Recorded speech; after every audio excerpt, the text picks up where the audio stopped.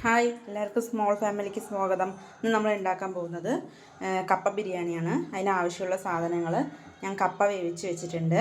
പിന്നെ ആവശ്യമുള്ള സാധനങ്ങൾ 2 സബോള, 2 തക്കാളി, മീഡിയം സൈസ് തക്കാളിയാണ്. പിന്നെ ഇഞ്ചിയും വെളുത്തുള്ളി തട്ടി വെച്ചതാണ്. പിന്നെ ആവശ്യമുള്ള പൊടികൾ അത് ഞാൻ ഇടുന്ന സമയത്ത് പറയാം.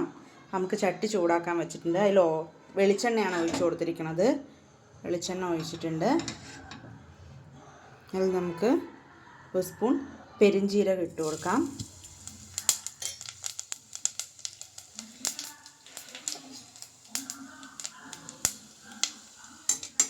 പെരിഞ്ജീരകം ഒന്ന് പൊട്ടി വരുമ്പോൾ സവോള ചേർത്ത് കൊടുക്കാം. സവോള ചേർത്തിട്ട്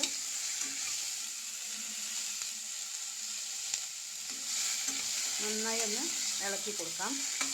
ഇതൊന്ന് കളറൊന്ന് ചേഞ്ച് ചെയ്ത് വന്നാൽ മതി. ഒരുപാട് വഴറ്റി മൊരിയണം എന്നൊന്നും ആവശ്യമില്ല. ഒന്ന് ഈ ഒരു പിങ്ക് കളറായ നമുക്ക് അതിൽ തക്കാളിയും വെളുത്തുള്ളിയൊക്കെ ഇടാം.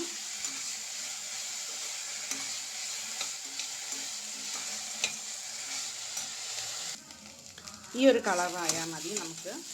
നമുക്കിനി തക്കാളിയും വെളുത്തുള്ളിയും ഇഞ്ചിയും ചതച്ച് വെച്ചത് നമുക്ക് ഒരുമിച്ചിടാം.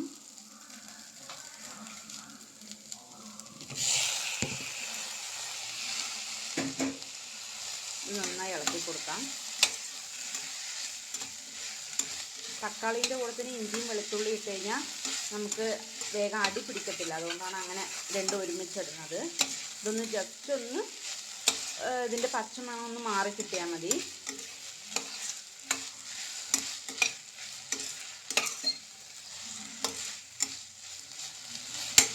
ഞാൻ ഇതിൽ വഴറ്റുന്ന സമയത്ത് ഉപ്പിട്ടിട്ടില്ല.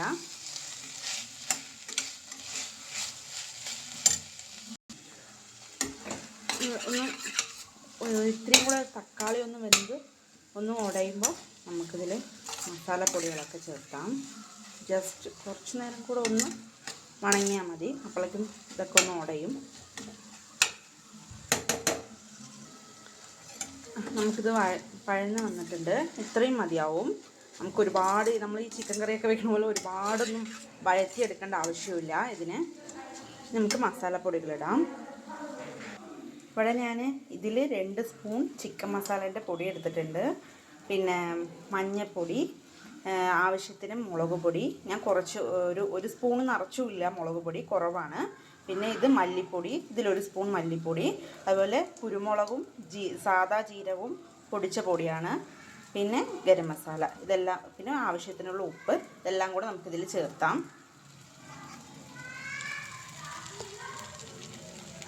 നമുക്ക് നന്നായി മിക്സ് ചെയ്ത് കൊടുക്കാം. നമുക്കിതിൻ്റെ ഒരു പച്ചമണം ഒന്ന് മാറിക്കഴിഞ്ഞാൽ, ഈ പൊടികളിട്ട പച്ചമണം ഒന്ന് മാറിക്കഴിഞ്ഞാൽ നമുക്കതിൽ ചിക്കൻ ഇടാം. ഞാൻ ഇവിടെ ഒരു 1/2 കിലോ ചിക്കനാണ് എടുത്തിരിക്കുന്നത്.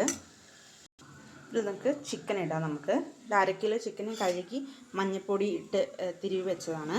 അത് നമുക്കിതിൽ ചേർക്കാം. ചേർത്തിയ ശേഷം നമുക്ക് നന്നായി ഒന്ന് ഇളക്കി കൊടുക്കാം.